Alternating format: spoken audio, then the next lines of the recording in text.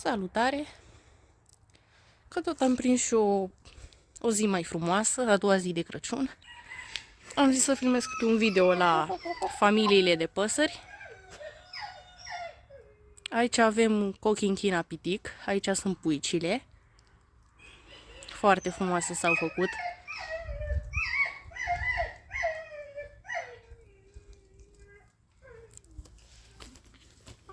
Avem 2 frezate și 3 puicuțe negre. Aici avem și cocoșul, mai un pic că vreau să-l prezint. Stai mai puțin.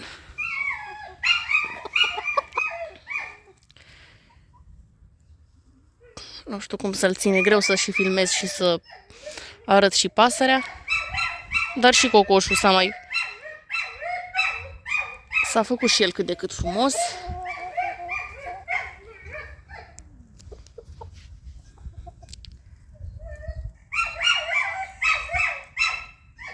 Față de cum era înainte, a mai crescut. Uitați-l și pe el. Cochinchina pitic negru. Aceasta este familia.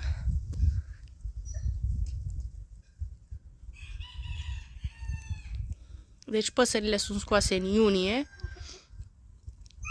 Eu zic că au crescut destul de frumoase față de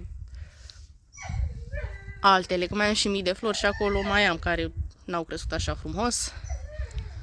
Fiind pentru început, că eu am mai avut și porțelan, dar am renunțat la culoare și mi-am luat negru. Am vrut să-mi iau și alte culori, dar nu mai am spațiu și, din păcate, o să rămân doar cu astea. Da, și frezatele astea.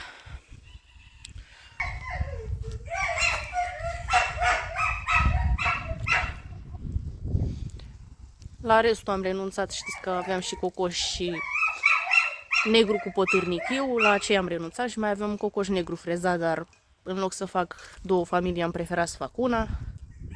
Că puteam să bag cocoș frezat cu puici negre și am preferat să unesc, să bag doar cocoș simplu și să bag puicile frezate și cu cele negre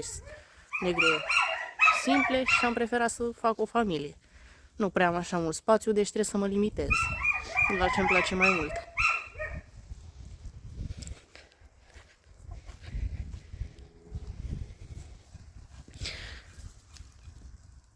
Am uitat să specific.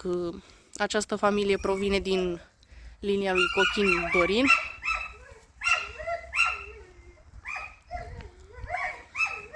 Păsări foarte frumoase, deci chiar mi-au atras atenția aceste păsări. Și am luat și eu ouă și acum am.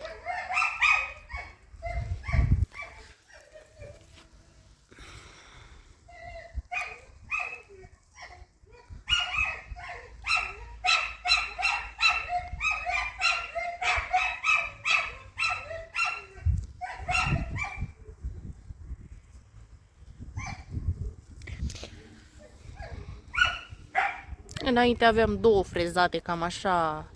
De fapt 2 am, dar vreau să zic că am avut 3, una nu știu ce s-a întâmplat cu ea. Am găsit-o moartă, din păcate, că erau egale, erau chiar 3 pană simplă și 3 negre, dar acum am 2.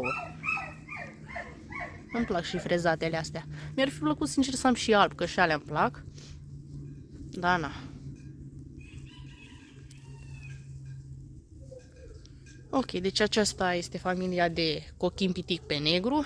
Trecem la următoarea familie. Ok, acum am revenit cu a doua familie de faveroles pitic. Aici sunt puicuțele. Dați.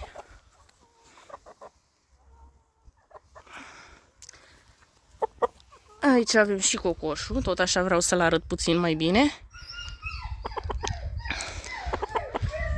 Foarte frumos la colorit. Opa, stai așa. Este și inelat.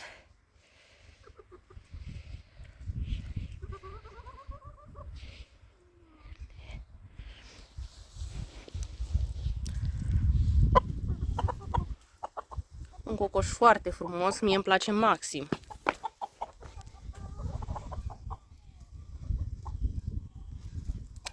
Stai aici.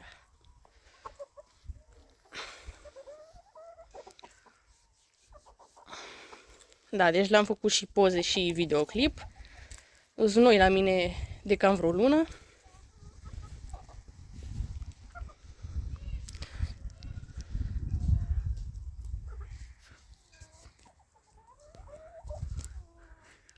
Provin de la Denis, de la ferma Denis.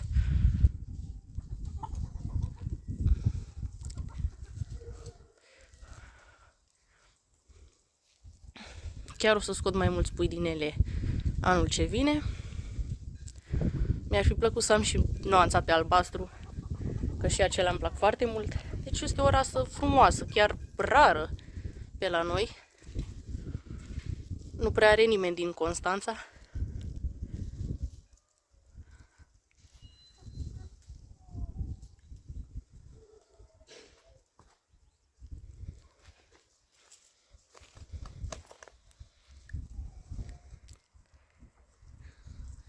Îmi place că se văd penajul foarte frumos, se vede la soare.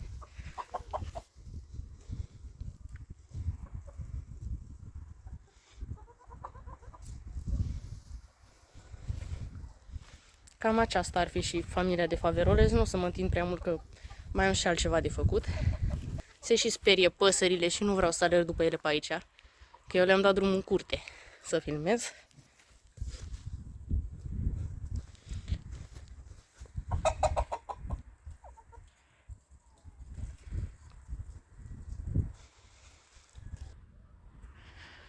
Continuăm cu o familie de 2 cu 2 mii de flori porțelan pe albastru și o puică porțelan. Aici avem găinușa de anul trecut, din primul videoclip de pe canal, dacă mai știți. Acum s-a mai albit la penaj, că ele mai se schimbă la culoare.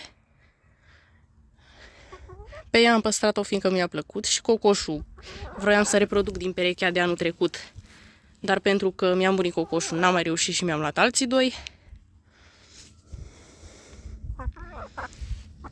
S-a făcut destul de frumoasă, n-am reușit să reproduc din ea, dar asta este. Imediat prezentăm și cocoșei. Aici mai avem o puicuță tinerică de porțelan auriu. Opa! Cam sperioasă, dar n-am ce să fac.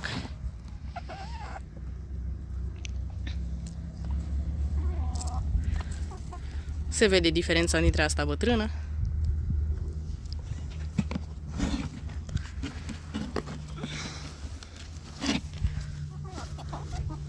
Aceștia sunt cocoșei, mi-am luat 2. I-am mai prezentat și în video anterior, doar că erau mai mici, erau chiar pui. Acum au mai crescut, chiar se și maturizează, cântă.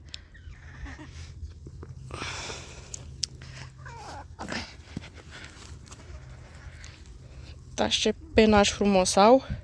Se fac ca tatăl lor. Mi-au plăcut și de asta i-am luat. Deci chiar am depus un efort în căutarea transportului pentru ei. Dacă nu murea cocoșul, nu luam alții. Dar din păcate asta este, măcar sunt și altă linie mai bună.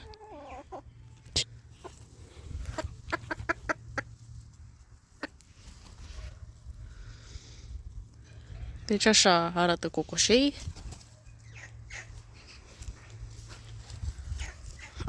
Imediat îl prezentăm și pe ăsta la altul.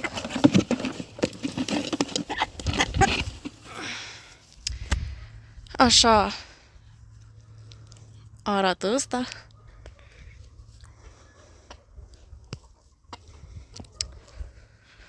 La penaj foarte frumos. Trebuie să mă duc după astea.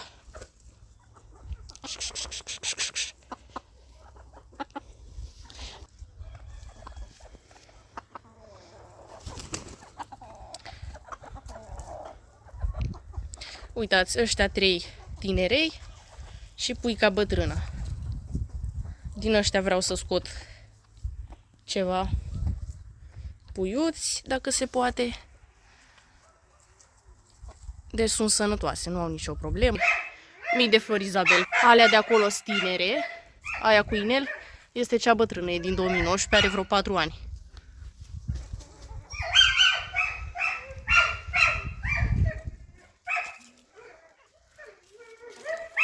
Asta este, tinerica este blândă. Chiar îmi place, e pe placul meu puicuța.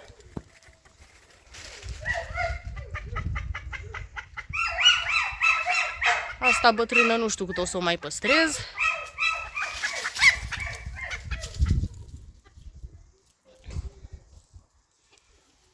Cocoșul ăsta, dacă aș fi găsit altul, l-aș fi schimbat. Aia e cea mai mare problemă, că am găsit, dar din păcate nu prea găsesc transport.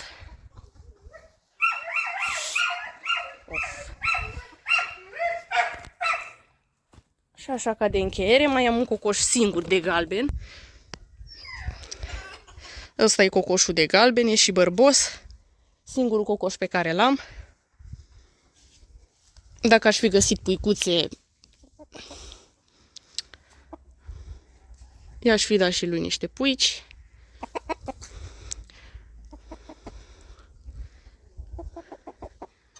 Îl voi păstra, dar așa măcar de frumusețe. Dar n-am de când să reproduc cu puicuțele de Izabel, că deocamdată cu ele stă. Fiind singur. Porțelan pe albastru vreau să înmulțesc. Și în cazul în care voi găsi alt cocoș, o să înmulțesc și din Izabel. Și cam atât ar fi cu videoclipul, că mă lungesc. Nu prea mi-a ieșit cum mă așteptam eu, dar